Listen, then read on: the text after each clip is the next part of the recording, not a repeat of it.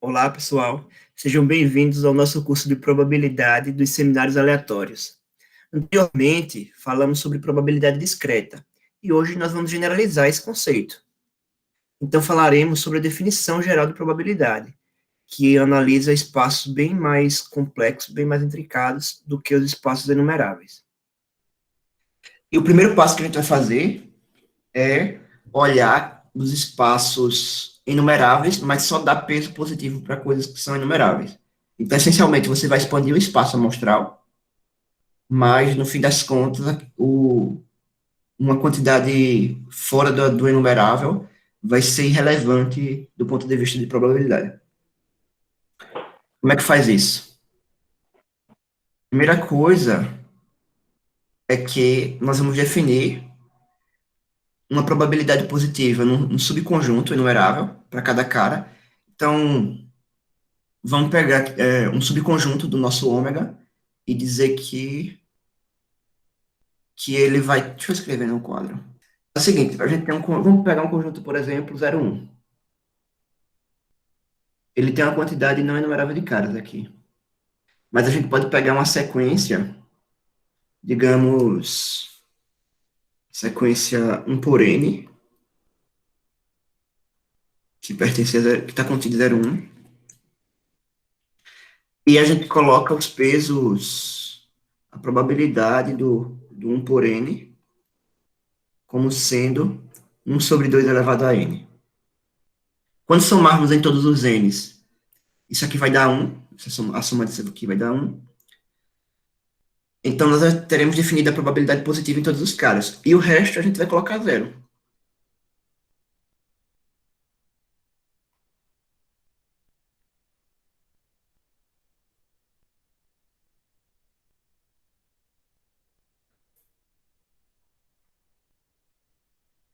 Então, o que foi que a gente fez? Definimos uma probabilidade no espaço maior, mas essencialmente ela é uma probabilidade discreta, porque só quem leva valor positivo são os caras dentro desse conjunto discreto aqui. A gente. Diz aí. Esse conjunto é fixado a priori. Eu fixo um conjunto enumerável, digamos assim. Fixa um conjunto enumerável, a priori, sim. Uhum. Tá. O comentário aqui é que, se você definir uma probabilidade desse jeito, todas as propriedades que nós vimos anteriormente de probabilidade, de espaço de probabilidade, continuam valendo. Então, cota da união, por exemplo, independência, tudo vai funcionar direitinho. Eu Eita. ainda não entendi o que é que muda nessa probabilidade, hein? O que muda é que é só Coisa uma de, extensão, diga. mas coisa de que tem probabilidade zero não interfere em nada no negócio. Ela não interfere, mas o ponto é que você consegue expandir mais o domínio. É um passo para você chegar no caso geral mesmo, de sigma álgebra. Você expande o domínio. Bom, só isso. Você expande o domínio Mas, por exemplo, se você quisesse definir. Vou dar um salto no futuro aqui. Se você quisesse definir uma variável aleatória que ela toma valores em um conjunto enumerável, a x, e outra variável toma valores em outro conjunto enumerável. Você poderia colocar as duas no mesmo conjunto, 0, 1, tá? Por exemplo. No caso, você tem probabilidade funcionando para uma, probabilidade funcionando para outra, digamos, os suportes delas, os lugares onde elas não se anulam, são diferentes, mas você pode olhar eles como sendo subconjunto do mesmo cara. Tá, entendi. Então a gente está definindo a probabilidade desse jeito para um conjunto não enumerável para poder fazer essas coisas depois. Sim. Mais ou menos. Beleza, beleza. Então, o suporte de uma probabilidade, faltou escrever aqui. A anotação é essa aqui, tá, gente? Eu acho que eu não coloquei um comando para aparecer o suporte. Mas o suporte de uma probabilidade, que a gente denota desse jeito, ele é o conjunto dos caras do espaço amostral do ômega, tais que a probabilidade dele é positiva. No caso, é diferente de zero, porque tem que ser zero ou positivo, né? Isso tá claro, Hegel? Tá claro, sim. Show. Agora, vamos definir uma sequência de probabilidades no intervalo 0,1, cujo suporte é o conjunto K sobre N. Ah, não vamos, né? Não precisamos de muita coisa para definir isso, na verdade. O que eu estou falando só é que a gente consegue definir uma sequência, aqui esse linha não devia estar aqui, a gente consegue definir uma sequência de probabilidades ômega n, todas elas sobre um intervalo 0,1, mas cada uma tem suporte no conjunto de K sobre N. E a gente pode definir isso colocando o valor de cada ômega do suporte como tendo probabilidade 1 por N.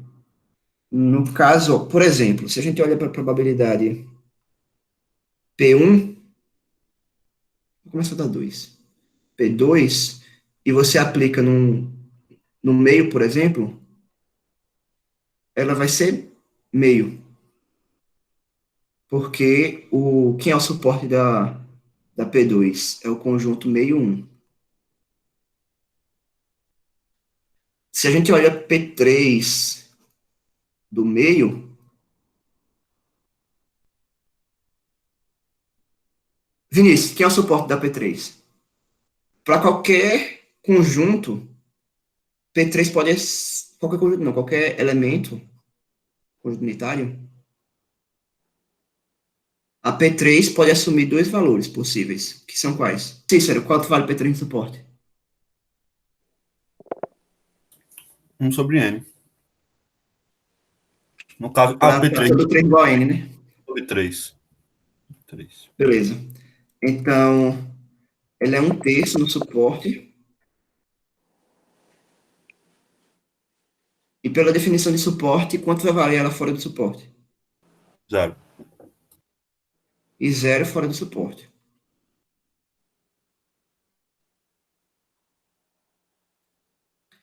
Definição de suporte.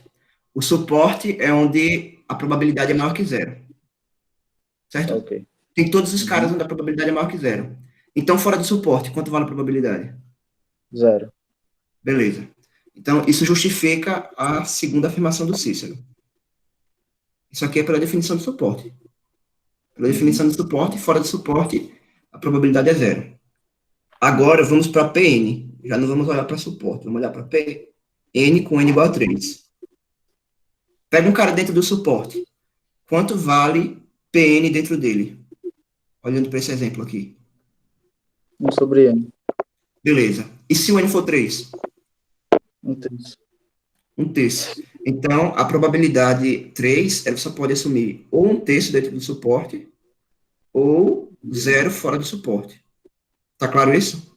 Sim. Quem é o suporte de P3? Temos aqui o suporte de Pn. De P3 vai ser quem, então? Quem é o ômega 3 aqui? Ômega 3 acho que ele é bom para memória, né? Tá. É 1 sobre N, 2 sobre N e 3 sobre N. Tá. É isso, mas a gente tem um N específico. 1/3, 2/3 e 1. Show. 1/3, 2/3 E 1. e 1. Aí eu te pergunto, e quanto vale P3 no meio? Vale 0? Por quê? Porque ele não tá no suporte. Exatamente. Pronto. Agora acredito que você entendeu. Observar o caso em que n igual a 5. No caso, seria um ômega 5 aqui, né? E aí, pela definição da PN, para cada cara do ômega 5, vai ter probabilidade 1/5, e fora desse suporte tem que ser 0. E agora tem a pergunta, eu quero saber, bom, tem esses detalhes aqui que foi de vidas passadas que eu não tirei, mas o que importa é quanto vale P5 do intervalo 2/7, 5/7. Primeira coisa, lá no primeiro slide ficou definido que a probabilidade de um conjunto A vai ser igual ao somatório com os ômegas pertencentes à interseção suporte. Está mal escrito lá atrás, mas estou escrevendo aqui para ficar claro agora. Da probabilidade de ômega z. Bom, esteve mal escrito, agora está bem escrito. O suporte de P5 é igual ao conjunto 1/5, 2/5, até 5/5, que é 1. Sim. Ok. Então, por essa fórmula aqui, nós temos como calcular a probabilidade de qualquer conjunto A. Aqui nós temos o A. Então, quanto vale a probabilidade de A? Pela definição. Olha, Somatório.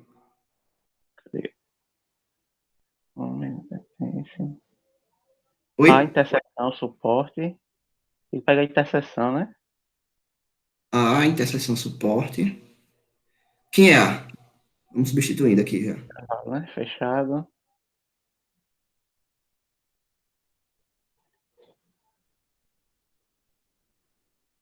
2/7, 5/7.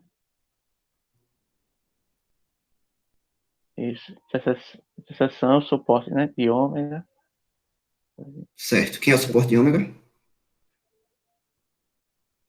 É o P5, né? Suporte de 2. P5. Certo. Isso.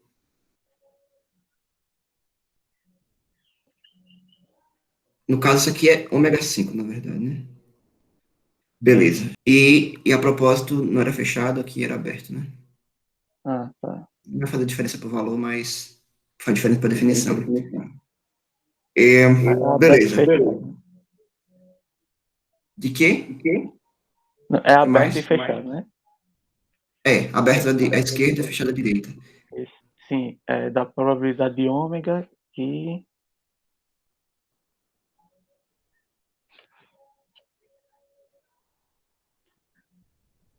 Bom, faltou aqui o ômega pertencente, na verdade. É o ômega variando aqui. Agora, a minha pergunta, quais são os elementos dessa interseção? Eu acho que é 2/5 e 3/5, né? Certo. Tem que fazer a continha, mas eu acredito que você esteja certo. Você tem que ver quem são os caras. É isso mesmo. É isso mesmo? Pronto. Aqui É. dentro você vai ter o 2/5, segundo a Rebeca e o Hegel, e o 3/5. Se você olhar para o 4/5, você pode fazer a conta e verificar que isso daqui é maior que 5/7, né? Porque Sim. isso aqui acontece somente se 28 for maior que 25. Então, tá certo. Então, o 4/5 já está fora desse conjunto, porque ele supera o máximo. E se você olhar para o 1/5, 1/5 é menor do que 2/7, porque 7 é menor do que 10. Então, esse aqui está certo. E 1/5 está fora. Então, só quem está dentro são esses dois caras aqui. Nesse caso, Hegel, como é que se escreve somatório de modo mais simplificado? Vai ficar a soma de... É W ou é ômega? Ômega. De ômega pertencente ao intervalo 2/5, 3/5. Tá. Não, a gente não precisa pegar um intervalo, tá? Só o conjunto. Ah, sim, você quer só... Porque você já viu que aqui só tem 5 elementos. Sim, Você intersectou com esse cara, você viu que a única coisa que está na interseção são esses dois caras, né? Isso. Então, não precisa olhar para o intervalo, só para o conjunto que contém os dois elementos. Continue. Aí P do conjunto unitário ômega. Aí no Certo. caso é só fazer, né? O P de 2/5 mais o P de 3/5. Do conjunto, na verdade. Show. Conjunto Já ia unitário. fazer essa pergunta. Beleza, obrigado. Talvanes, quanto é que dá isso aqui? 2/5. Por que 2/5? Porque o P5 de 2/5 dá 1/5, que é o suporte, e o outro 1/5 também, que você suporta. Aí dá Show. 2/5 da soma. Beleza. E agora, nós construímos para cada n uma probabilidade Pn. Essa probabilidade Pn, em algum sentido, converge para uma probabilidade que é uniforme no intervalo 0,1. Se a gente olhar com um pouquinho de coração aberto, você pode ver que cada probabilidade Pn, ela é uniforme dentro do suporte, né? Porque ela tem o mesmo valor em cada elemento de suporte. Então, é nesse sentido que significa dizer o que é uniforme. K sobre N é igual a 1 sobre N. Então, essas probabilidades são uniformes em seus respectivos suportes. Um ponto é que a gente consegue, se a gente mandar o N para infinito, a gente está olhando para pedacinhos cada vez menores do intervalo 0,1. No meio, a gente tinha esses dois intervalos, digamos. Olhava para esse carinha no intervalo. Desculpa, esse não, né? É sempre o de cima. Olhava para esse carinha do intervalo e para esse carinha do intervalo, que é o meio, e aqui é o 1. No momento em que a gente coloca n igual a 3, quebramos o intervalo em pedaços menores. Temos 1/3, 2/3. Então, já olhamos para mais caras dentro do intervalo. E à medida que você vai fazendo isso, vai ficando cada vez mais esfarelado o conjunto.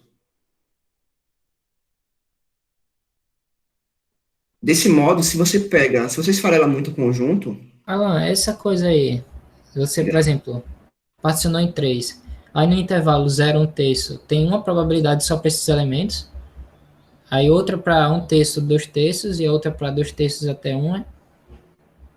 Não.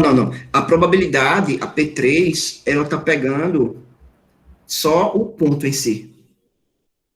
Ela pega 1/3, o 2 só pega o 2/3 e o 0, e o 1. Se você olhar para outro ponto, ela vai dar 0. Ah, sim, beleza, tá fora do suporte. Mas essa sua pergunta está conectada com essa parte que eu estou falando aqui, no seguinte sentido, que quando você vai esfarelar muito o conjunto, coisinhas pequenas, sei lá, pegar n grande, tá? Quando você olhar a probabilidade de um pedaço aqui, você vai somar um monte de 1 por nzinho, pequeno, e quando somar isso, vai ficar aproximadamente o comprimento do intervalo. Entende? Entendi. Pronto. Aí, nesse sentido, é o que a gente quer dizer que a PN converge para uma coisa que é uniforme no intervalo 0,1. É uniforme no sentido de que se você pegar o tamanho do intervalo, quer dizer, se você pegar a probabilidade do intervalo, ela vai dar exatamente o tamanho do intervalo. Beleza. Então, esse é o teorema, a proposição.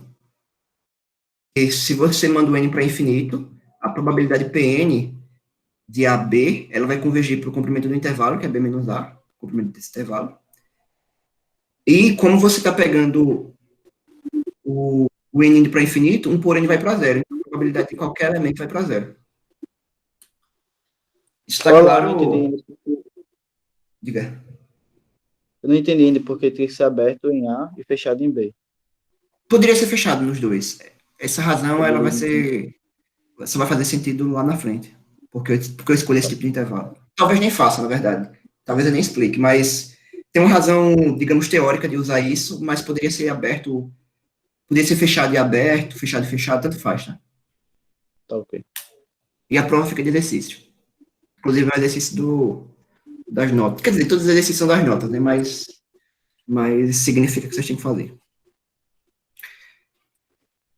Beleza. Pronto. Essencialmente, o que a gente falou foi que se você pega aquela probabilidade Pn, ela está se homogeneizando dentro do intervalo, está ficando e está tornando cada ponto cada vez mais insignificante.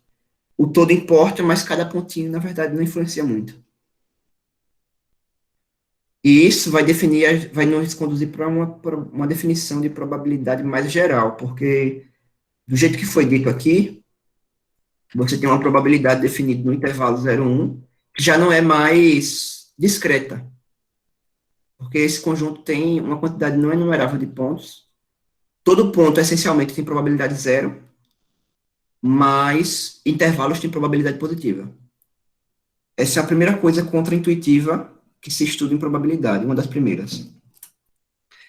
Que é o seguinte, você pode definir uma probabilidade que no todo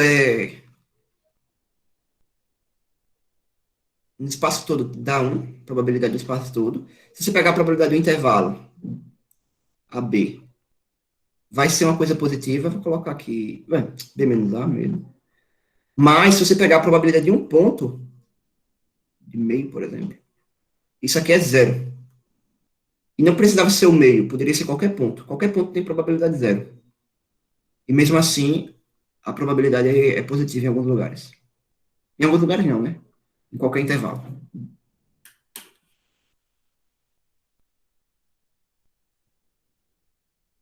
É como se eu estivesse dizendo que se você quiser descobrir qual é a chance de você pegar o número meio de 0 a 1, Diego, escolhe o número de 0 a 1. Você pensa poderia pensar no meio. Mas a probabilidade de uma escolha aleatória dar o meio é zero, apesar de que é possível você pegar o meio.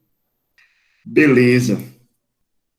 E agora entraremos na definição mais geral de probabilidade. Assim sendo, primeiro, vamos voltar aqui à aula 1. Vinícius, como nós definimos uma probabilidade? O que era uma probabilidade? Sendo uma aplicação que é do conjunto das partes de um tal conjunto no intervalo 0,1, fechado. Beleza. É uma aplicação, quando a gente tem uma aplicação que pega conjuntos, conjunto das partes é uma família de conjuntos, né? Que pega conjunto e manda em alguma imagem aqui, nós chamamos esse tipo de função de set function, só relembrando, ou função de conjunto, só que eu nunca vi ninguém falando isso em português, mas vou usar o termo originalmente, sei lá. Original não é americano, não sei se foi definido lá. Beleza, então isso era uma probabilidade. E, Daniel, quais eram as condições que a gente tinha para uma set function ter uma probabilidade? Que a probabilidade do conjunto todo é igual a 1, e que a soma... A probabilidade da união disjunta de cada subconjunto é igual ao somatório das probabilidades.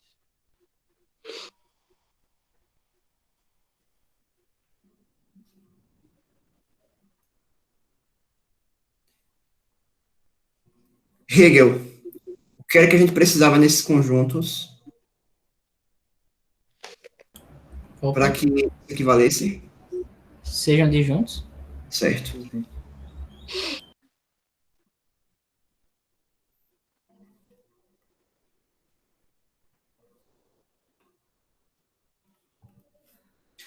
Agora nós vamos estender a definição de probabilidade para set functions com o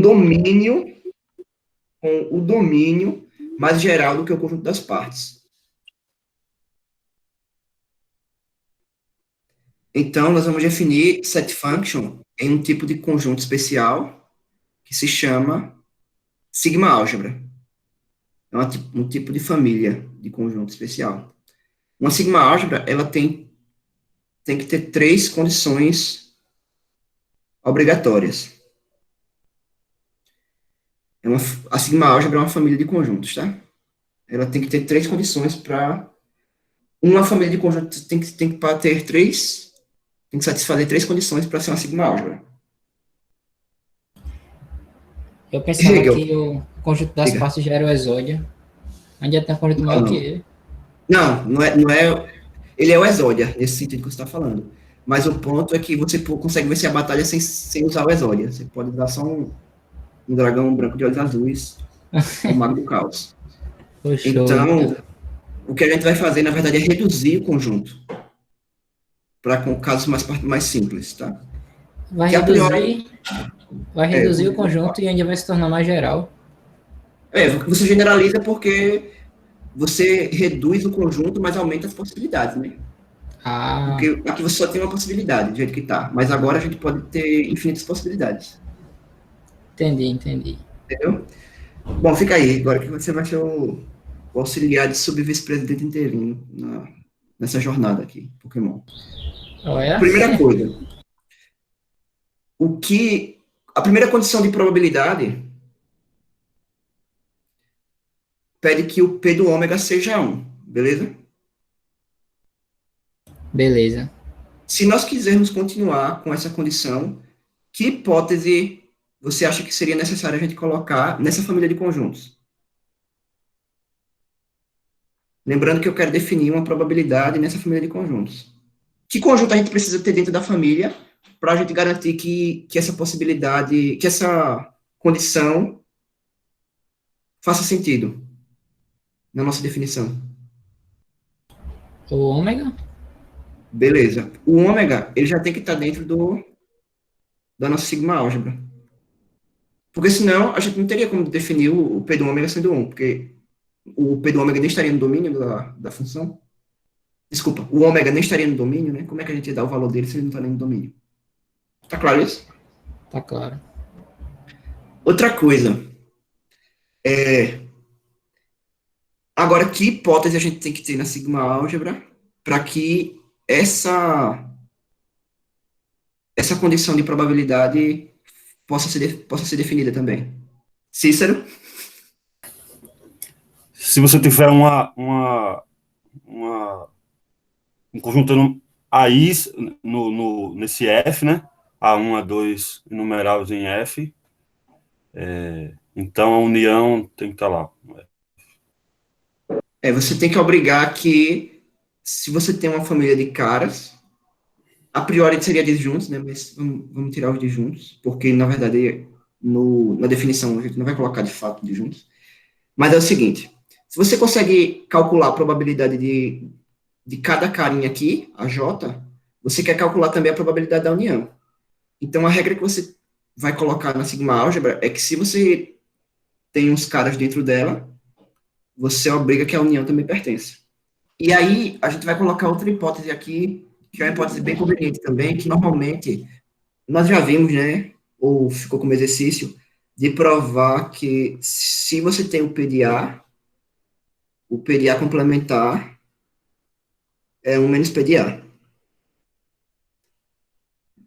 Ou seja, se você sabe calcular a probabilidade do A, você sabe calcular a probabilidade do A complementar. Por essa razão, nós vamos obrigar também que se o A está na sigma álgebra, se a gente consegue calcular o do A, então a gente consegue calcular o do A complementar. Então, Hegel, voltando aqui para a sua pergunta, que na verdade vou tratar como comentário, a sigma álgebra ela vai ser uma família de conjuntos nos quais você consegue calcular a probabilidade, beleza? Beleza. E aí, para isso funcionar direitinho, você tem que colocar algumas regras. Você tem que conseguir calcular a probabilidade no ômega, porque você quer que dê 1, então tem que ter garantido. Você tem que conseguir calcular a probabilidade no complementar. Então, se você tiver o conjunto, você vai obrigar o complementar a estar lá também. Se você consegue calcular a probabilidade de A, você consegue calcular a probabilidade de complementar. E, por último, se você consegue calcular a probabilidade de vários conjuntos, você consegue calcular a probabilidade da união. Então, no fundo, a pessoa define isso aí só para tirar os casos que, tipo, pouco importa do conjunto das partes? Mais ou menos, porque os casos que não importam são muitos. Uma quantidade não enumerável, se o conjunto for não enumerável, por exemplo. Ah, entendi. Beleza? Mas não é que, nesse contexto aqui, o que pouco importa não tem a ver com probabilidade zero, tá? Tem a ver com você não saber calcular a probabilidade naquele conjunto. Sim. Então, gente, era para ser a intuição de sigma álgebra. Isso aqui é uma coisa um tanto quanto abstrata, é meio que teoria de conjunto, que é a base de teoria da medida, o primeiro passo de teoria da medida. Caso tenha ficado confuso, recomendo que vocês leiam esse pedaço do texto 45 vezes, só para para ficar profissional em teoria de conjuntos. Mas nós não vamos enfatizar muito isso aqui também. Repetindo aqui, definição de sigma álgebra. O vazio e o todo estão. Aqui eu falei que o ômega tá, não falei do vazio. Sim. Aqui eu estou obrigando o vazio e o ômega. Certo. A gente precisa exigir que o vazio esteja? Não. Dica. Peraí, qual a resposta? Não. Por que você acha que não? Porque o complementar do todo é o vazio. Exatamente. Ok. Então, isso aqui é a definição de sigma álgebra. Reiterando, vazio e o todo tá, ou só o todo tá, você que escolhe como colocar. Se o cara tá, o complementar também está. E se uma sequência de conjuntos está na sigma álgebra, então a união deles tem que estar na sigma álgebra. A gente não vai falar muito sobre sigma álgebra, tipo, não mais do que já foi dito. Mas o ponto é que você consegue definir probabilidade em contextos mais gerais. E como é que você vai definir uma probabilidade dentro de uma sigma álgebra? Novamente, a probabilidade do ômega vai ser 1, e a probabilidade da união disjunta vai ser a soma das probabilidades. A única diferença dessa definição geral para a nossa definição inicial, no caso discreto, é que lá era o conjunto das partes, e aqui vai ser uma sigma álgebra qualquer. Pronto. Aqui são as ênfases que nós fizemos, que na definição de probabilidade discreta, o espaço era enumerável, e aqui é qualquer espaço. E na definição de probabilidade discreta, olhávamos para o conjunto das partes, aqui olhamos para uma sigma álgebra. Agora, vou dar um teorema informal aqui, só para informar. Caramba, que trocadilho gratuito esse aqui, nunca tinha percebido. Então, nós conseguimos definir uma sigma álgebra conveniente no intervalo 0,1, que não é o conjunto das partes, ela é um pouco mais restrita. E dentro dessa sigma álgebra, a gente consegue definir uma probabilidade uniforme, que era aquela que eu estava falando para a qual as pênis convergiam. E por ser uniforme, né, ela vai ser a probabilidade do intervalo AB, do intervalo vai ser o comprimento do intervalo. Isso aqui é um enunciado informal, tipo, não vamos provar isso, não vamos usar isso em algum momento, mas quando chegar lá, o contexto vai estar vocês vão estar habituado com algumas coisas e não vai soar tão estranho quanto pode estar soando agora. E a demonstração, uma demonstração que eu gosto muito de usar, tenha fé. Fé move montanhas e prova teoremas. Beleza. Agora, essa probabilidade, ela existe e é única, e vamos usar ela no futuro, né, como foi dito. O próximo passo é o seguinte: se você novamente pega um conjunto unitário pela probabilidade uniforme, esse conjunto vai ter probabilidade zero. Ou seja, você tem uma probabilidade que dá peso positivo para as coisas, mas cada carinha tem probabilidade zero. Por que isso pode soar estranho numa pessoa que estiver atenta? É que é o seguinte: olha para o intervalo todinho. Qualquer pedacinho unitário aqui tem peso zero. Só que quando você junta todo mundo, é como se você pegasse somatório de PI com I pertencente ao intervalo, ou intervalo, colocar 0,1 como sempre. Olhando de um ponto de vista, é como se você pegasse que o somatório de PI tem que ser o peso do intervalo, que é 1. Rega, me ajuda aqui. Opa, Bom, tá claro que probabilidade que 1 é igual à probabilidade do intervalo todo, né? Sim. Agora, por que que eu estou escrevendo dessa forma? Que a probabilidade do 0,1 é igual a somatório. Eu não sei, porque naquele teorema a gente pegava um conjunto enumerável, né? Conjunto discreto. Aí a gente tá pegando um intervalo. Beleza. Bom, de fato, isso é informal, tá? Mas é o que você está falando, basicamente aquele teorema. Estou somando a probabilidade de todos os caras no intervalo. O erro, que era o que eu iria lhe perguntar se você não tivesse dito previamente, era que aqui a gente não tem um conjunto enumerável. Beleza? Mas isso vale mesmo? Isso não vale. Isso está Ah, errado. sim. Errado, mas eu vou falar só como de modo informal para vocês verem porque isso parece surpreendente. E quanto dá cada PI desse? Você disse que a probabilidade de cada cara na probabilidade é zero, né? É zero. Então vai dar o somatório de zero. Quanto é que dá o somatório de zero? É zero. Então, alguma coisa tem que estar errada mesmo, né? Um igual a zero não é uma coisa que se vê todo dia. Beleza? Beleza. E o problema é justamente esse, porque nós não conseguimos somar uma quantidade enumerável de coisas.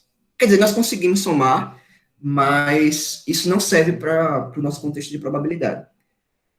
E é isso que para mim, pelo menos, deixa a coisa surpreendente, porque todo mundo tem peso zero, então se a gente fosse somar, daria zero, mas mesmo assim, o peso do espaço todo é 1.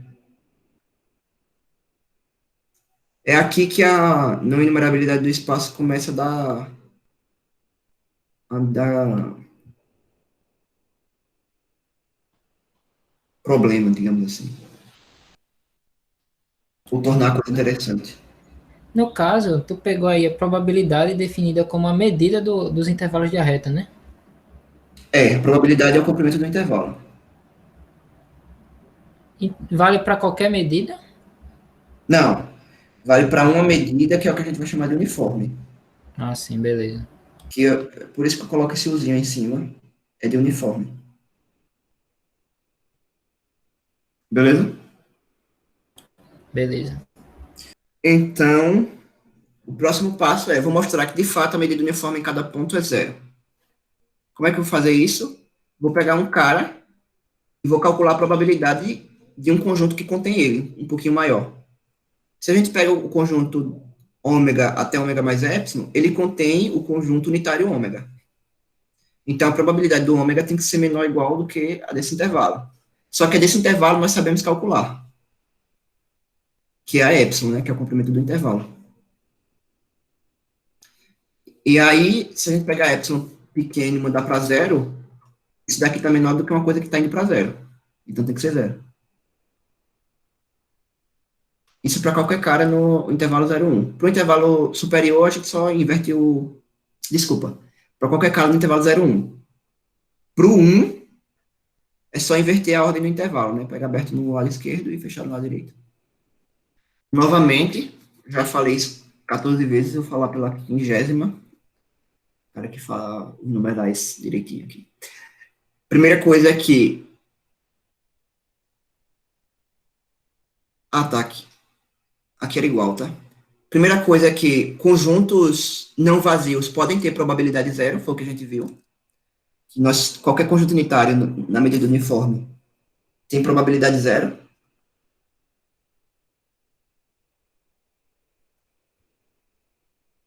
E esse conjunto não é vazio, né? Analogamente, você consegue conjuntos que têm probabilidade 1,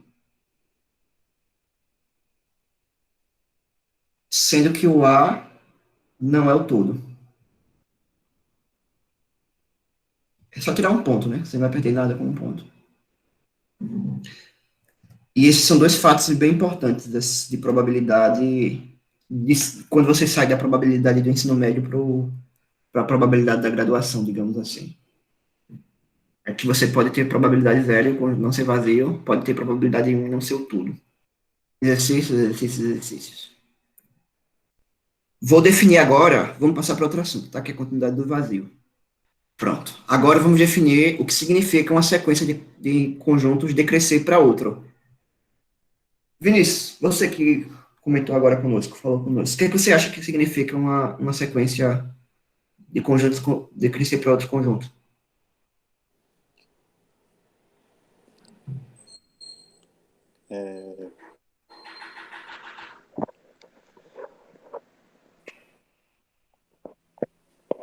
Não sei. O que significa para você decrescer, primeiro?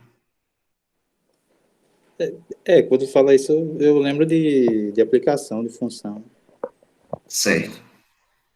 Mas e para conjunto? Seria questão de cardinalidade? Cardinalidade. Vamos. Cícero.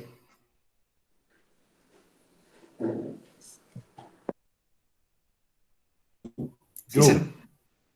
Me diga aí uma sequência de conjuntos AN, de tamanho N, cada conjunto AN, de modo que o AN não decresça para alguém. Tá, pô, peraí, não entendi nem a pergunta, como é? Beleza. Ó, me diga um conjunto de cardinalidade 1 primeiro. O conjunto 1. Conjunto que contém o número 1, né? É. Agora me diga um conjunto de... Eu vou dar um exemplo de sequência crescente, na verdade, tá, gente? Ou melhor, de sequência que não é crescente.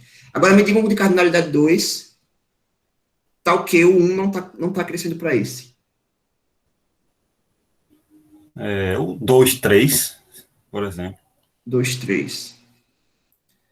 Me dê um exemplo agora... Continue a sequência, vai, você vai entender o padrão. 4, 5, 6. E aí só o vai. 4 para a gente finalizar. 7, 8, 9, 10. Me dê uma intuição de porquê... Quer dizer, antes de você me dar a intuição, eu vou perguntar para o... Eu perguntei para quem? Pessoa para que eu perguntei agora. Para que eu perguntei agora. Manifeste dizendo o próprio nome, por favor. Oi? Pessoa? Caramba. Tô sendo traído pelo universo. Oi. Opa. Bom, para você, essa sequência está crescendo... Um conjunto está crescendo para o outro? Sim. Por quê? Em relação à quantidade de elementos. Certo. Mas, do seu ponto de vista intuitivo, faz sentido dizer que o A2 é uma versão maior do A1? Faz. Beleza. Ok. No entanto, nossa definição não vai ser essa, tá? Não vai ser com respeito à quantidade de elementos puramente. Cícero, me diga uma interpretação na qual isso aqui não é uma versão maior do... O A2 não é a versão maior do A1. Porque o A1 não está contido no A2. Beleza. Pronto. Essa vai ser, na real, a definição que nós vamos utilizar, de crescer. A que nós vamos utilizar é que crescer significa que um conjunto está contido no próximo. Pronto. E essa vai ser a definição. Uma sequência decresce. Agora, a gente quer que decresça para um A. Queremos que decresça para um cara final. Como você acha que seria... O que você acha que significa isso? Decrescer para um cara final aqui. É como se estivesse tomando o limite dessa sequência enumerável. E como a de gente conjuntos. poderia definir um limite de conjunto, de sequência de conjuntos? Porque a gente só sabe trabalhar com limite numérico, a priori. Ó, se a gente pegar uma sequência de conjuntos A1, A2, A3, A4 e assim sucessivamente, essa sequência está sendo decrescente, porque cada conjunto, o próximo conjunto sempre está contido no anterior, mas uma propriedade que a gente tem legal com respeito à continência é que se você pega que o A contém o B, a interseção dos dois vai ser o menor.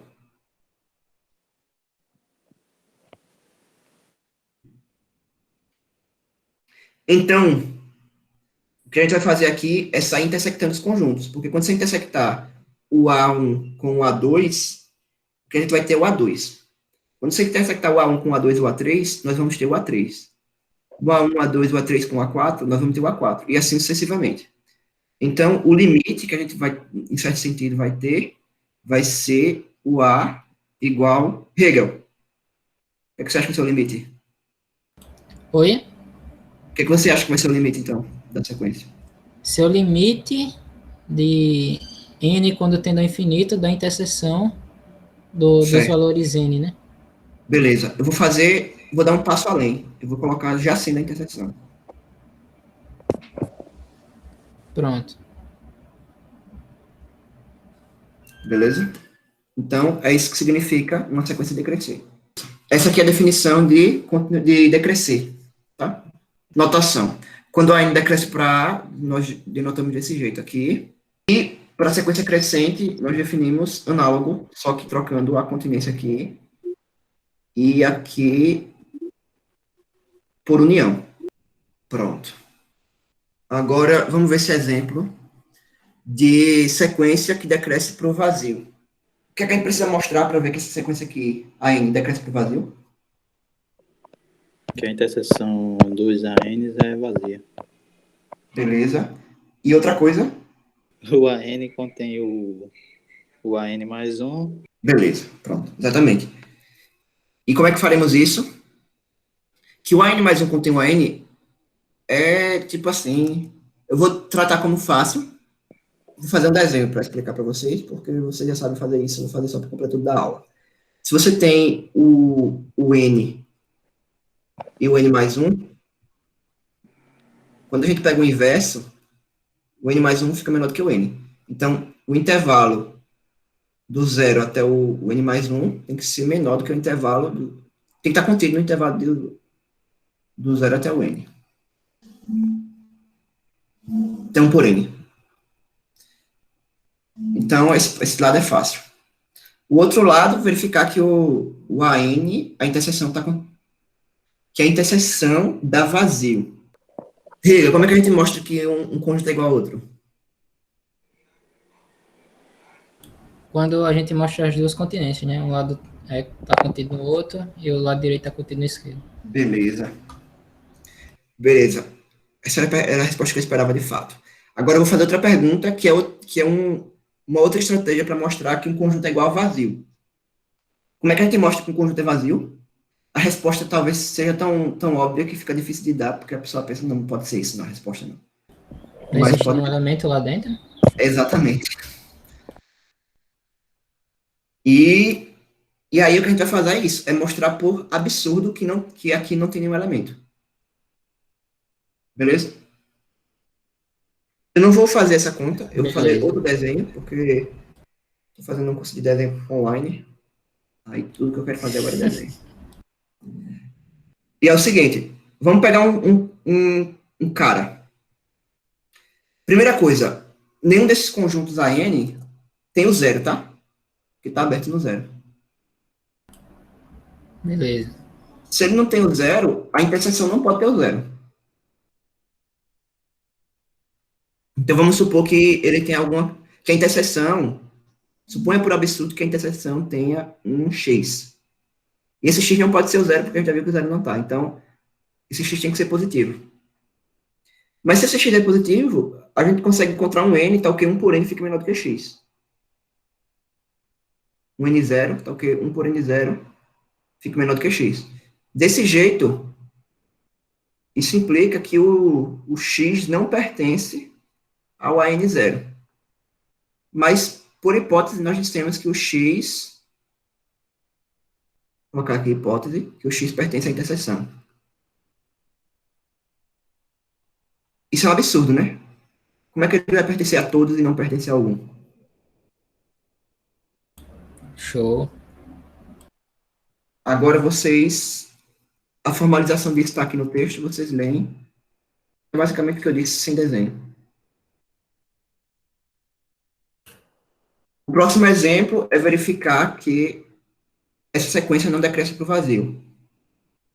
Vinícius, por que você acha que essa sequência não decresce para o vazio? Vou fazer um desenho aqui para nós de novo. Porque é um intervalo simétrico.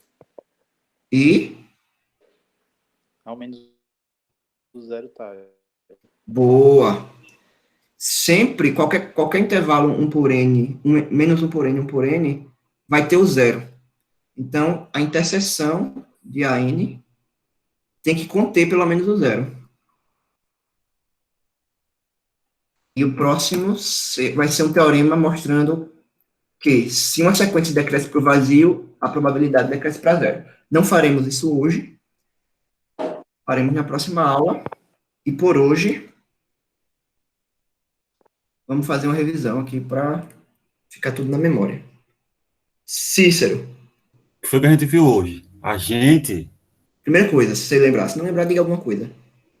deixa eu ver se eu me lembro da primeira. A primeira, a gente estendeu probabilidade para conjuntos quaisquer, né? A gente definiu probabilidade num conjunto A, um conjunto A qualquer, aí, não enumerável talvez, como sendo a soma das probabilidades dos ômegas em A interseção ômega de... É um ômega I, eu quero um conjunto numerável, né? Vai ser numerável, eu quero, né? Certo. Aí eu pego um ômega I, Izinho, pronto. Em A interseção ômega. Então a gente estendeu para o conjunto mais geral. Eu vou escrever como suporte aqui, que é o que eu não fiz lá, mas só para ficar claro que a gente está olhando para suportes enumeráveis. Pronto. Show. Daniel, o que foi que a gente viu em seguida? A gente viu que é o suporte, que é o conjunto dos pontos no qual a probabilidade é positiva. Beleza. É isso, tá certo? Tá. O Tá. suporte É o conjunto dos pontos no quais a probabilidade é positiva, maior do que zero.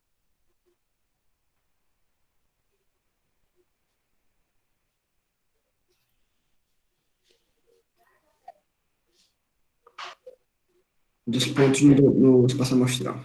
Hegel, o que foi que vimos depois? Eu não sei se foi depois, mas você definiu a probabilidade, no caso mais geral, né? Fez a probabilidade como sendo a medida do intervalo. Tá, vimos a probabilidade uniforme, né? Isso.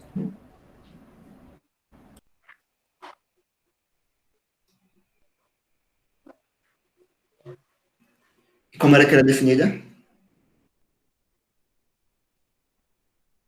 Em intervalos.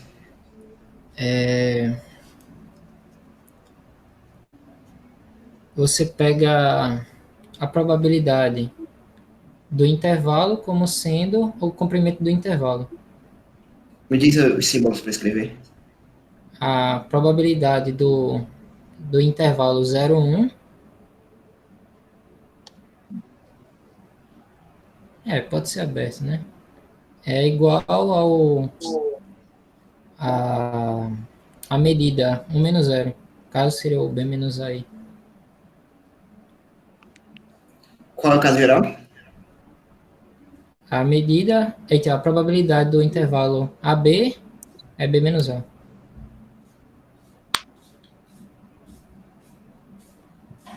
Beleza. Rebeca. Aí, depois disso também, a gente mostrou que a probabilidade para um certo cara unitário nesse intervalo vai ser zero.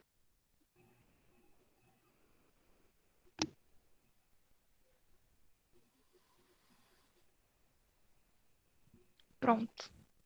Aí, a gente foi para sigma álgebra, acho. Ok. Então, eu vou passar para o Vinícius. O que é a sigma álgebra? Tá, sim.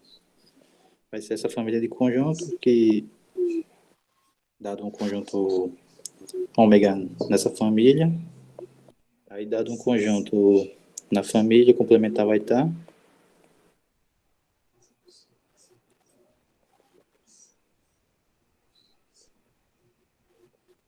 E uma quantidade inumerável de conjuntos nessa família, a interseção não a união tá. Vai pertencer à família.